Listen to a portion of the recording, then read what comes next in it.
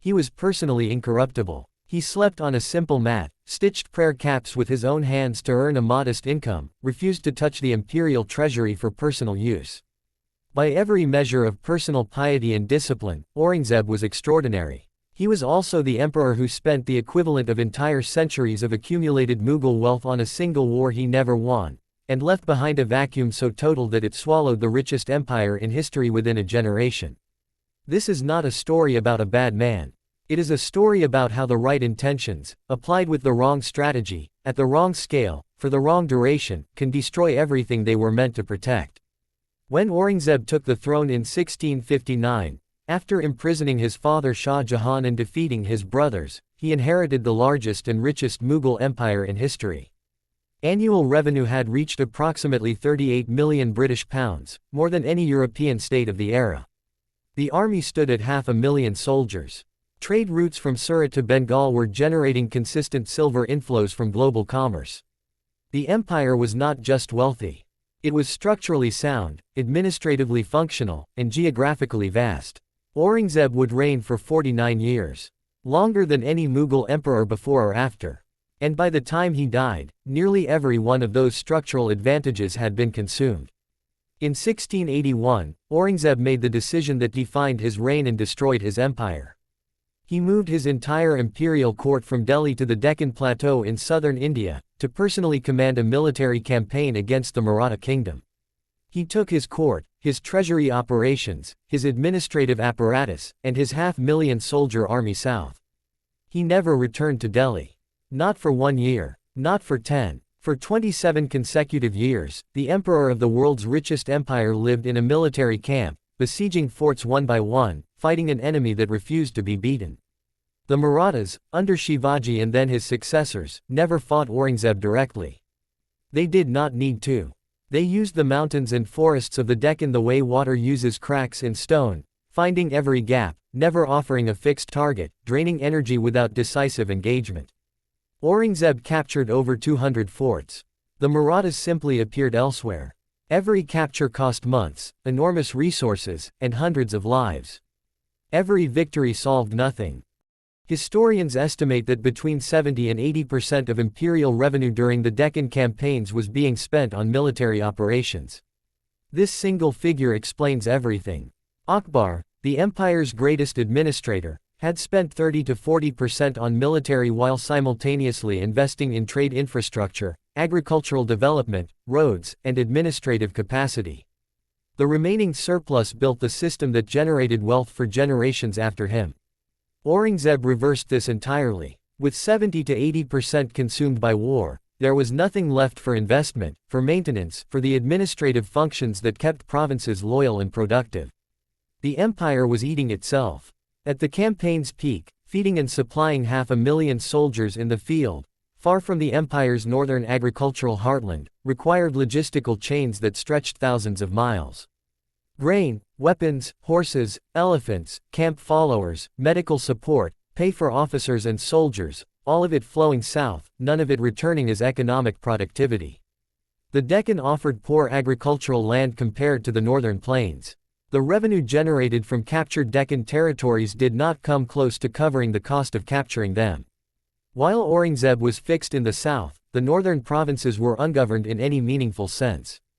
Delhi sat without its emperor for nearly 3 decades. Provincial governors, already empowered by the succession wars of earlier generations, found their autonomy increasing by default. Nobody from the imperial center was checking their revenue remittances. Nobody was rotating their jaggers. Nobody was enforcing the military obligations that came with their land grants.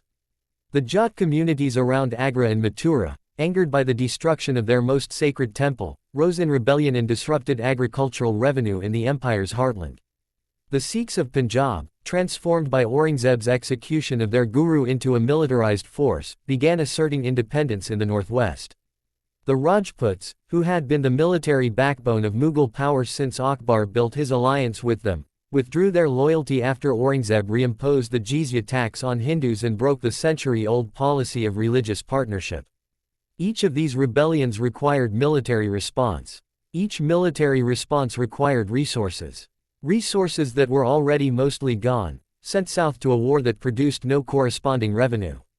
Aurangzeb died in 1707 at 88 years old, still in the Deccan, having never resolved the war he spent his final 3 decades fighting. In one of his last letters he wrote, "I came alone and I go as a stranger. I do not know who I am, nor what I have been doing." It is one of history's most haunting final admissions, a man of absolute conviction, discovering at the end that conviction alone had not been enough. What he left behind was not an empire in decline. It was a vacuum shaped like an empire. The treasury was not empty but was critically depleted. The army was not destroyed but was exhausted, dispersed, and loyal to regional commanders rather than a central authority. The provinces were not in open revolt but were functionally independent. The nobles were not disloyal but had long since learned to keep revenue locally rather than remitting it to a distant emperor who had other priorities. Within 30 years of Aurangzeb's death, 12 different men would sit on the Mughal throne. The Marathas, whom he had fought for 27 years without defeating, expanded across central and northern India, collecting their chauth tax from territories the Mughals still nominally controlled. In 1739, Nadir Shah of Persia walked into Delhi and removed $50 to $100 billion in modern equivalent from a treasury that Aurangzeb had spent a lifetime depleting. Aurangzeb did not destroy the Mughal Empire in one moment. He spent 49 years doing it carefully, piously, with complete conviction, and left behind a house so thoroughly hollowed out that the first strong wind took everything remaining. History has judged Aurangzeb harshly, and in some cases, defended him with equal intensity. Both sides tend to argue about his religion, his personal character, his treatment of non-Muslims. These are real debates worth having. But they miss the structural point entirely. Whatever Aurangzeb's intentions, the consequences of his decisions are measurable and clear. He chose a 27-year war over administrative governance. He chose military expansion over economic investment. He chose personal piety over political pragmatism. He was, in his own terms, probably right about all of it. He was also, in the terms of the empire he governed, catastrophically wrong. The Mughal Empire needed, in the late 17th century, exactly what Akbar had provided in the 16th: investment in trade, administrative stability, religious inclusivity that kept diverse populations loyal, and a military footprint proportionate to what the economy could sustain. Aurangzeb gave it the opposite of every one of these things. Not from malice, from conviction. That is perhaps the most important lesson of his reign. Empires are not usually destroyed by villains. They are destroyed by men who are absolutely certain they are right.